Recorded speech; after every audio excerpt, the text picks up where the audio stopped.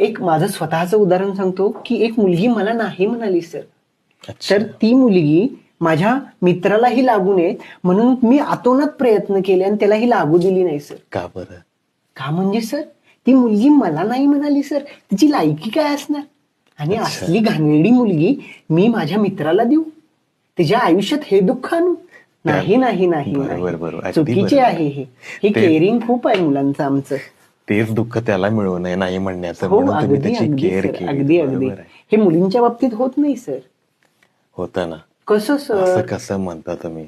मुली तर ह्याच्यापेक्षा चांगल्या काळजी घेतात एकमेकांच्या. मुली मुली हो, म्हणजे आपल्या मैत्रिणींची इतकी काळजी घेतात, हा. तिचा चांगला बॉयफ्रेंड बघतात लगेच घरी फोन करतात तिच्या. बघा. वा, केअरिंगचा काय हा. संबंध सर?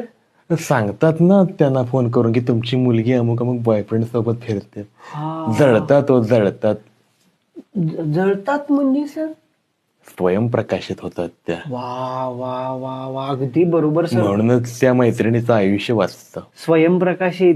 ते म्हणतात ना दिव्याखाली अंधार. वा वा सर सर सर.